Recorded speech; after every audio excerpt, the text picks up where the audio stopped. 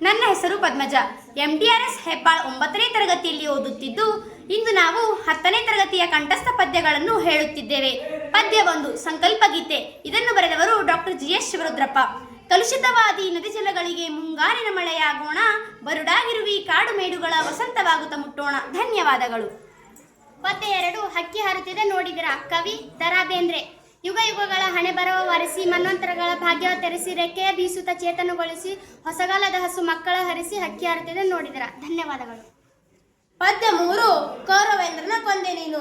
ಕವಿ ಕುಮಾರವ್ಯಾಸ. ಮಾರಿ ಗೌತಣವಾಯಿತು ನಾಳಿನ ಭಾರತವು ಚತುರಂಗ ಬಲದಲ್ಲಿ, ಕೌರವನ ಋಣ ಹಿಂಗೆ ರಣದಲ್ಲಿ, ಸುಬಟ ಕೋಟಿಯನ್ನು ತೀರಿಸಿಯೇ ಪತಿವಸರಕ್ಕೆ ಶರೀರವನ್ನು ನೂಕುವೇನು, ನಿನ್ನ ಏನೋಯಿಸೇನು ರಾಜೀವ ಸಕನಾಣೆ. ಧನ್ಯವಾದಗಳು. ಪದ್ಯ 4 ಚಲಮನೆ ಮೆರವಂ. ಬರೆದವರು ರನ್ನ.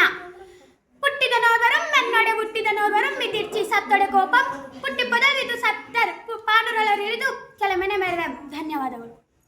ಪದ್ಯ 5 ಹಸಿರು. ಬರೆದವರು ಕುವೆಂಪು. ಹಸಿರಾಗಸು ಹಸಿರು ಮುಗಿಲು, ಹಸಿರು ಗದ್ದೆ ಈ ಬಯಲು, ಹಸಿರು ಮಲೆ ಹಸಿರು ಕಣಿವೆ, ಹಸಿರು ಸಂಜೆ ಈ ಬಿಸಿಲು. ಧನ್ಯವಾದಗಳು. ಪದ್ಯ 6 ಹಲಗಲಿ ಬೇಡರು.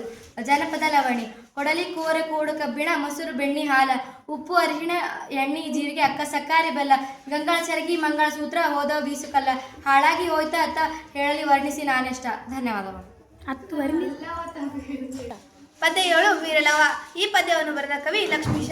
ಉರ್ಯೋಳ್ ಕೌಸಲ್ಯ ಪಡೆದ ಕೋರಂ ರಾಮನೋರ್ವನೇ ವೀರನಾಥನ ಯಜ್ಞತಿರಂಗದು, ನಿರ್ವಹಿಸಲಾರ್ಪರ ಆರಾಧನಂ ತಡೆಯಲೆಂದಿರ್ದ ಲೇಖನ್ವನ್ನು ಓದಿ, ಗರ್ವಾಂ ಬಿಡಿಸದಿದ್ದೊಡೆ ತನ್ನ ಮಾತೆಯಂ ಸರ್ವಜನಂ ಬಂಜೆ ನೆರೆದಪ್ಪದೆ ತನ್ನ ಗುರುವ ತೋಳುಗಳಿವೆ ಏತಕ್ಕೆಂದು ಸಲವಾಸಿಯಂ ತೊಟ್ಟು ಲವನುರ್ದದ್ದನು.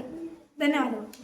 ಪದ್ಯ 8 ಕೆಮ್ಮನೆ ಬಿಸುವತ್ತನೆ. ಇದನ್ನು ಬರೆದವರು ಪಂಪ. ಅಂಚೆಪ್ಪನಾರಿಗೆ ಪೆರಿದು ರಾಜ್ಯದಲ್ಲೆಂ ದ್ರೋಣನೆಂಬನೆಂ ಪಾರ್ವನೆ ಪೇಣೆ ತೆನೆಗೆ ನುಂಕ ತಪ್ಪನರಿಯನೆಂದು ಸಭೆಯೊಳು ನುಡಿದ. ಧನ್ಯವಾದಗಳು.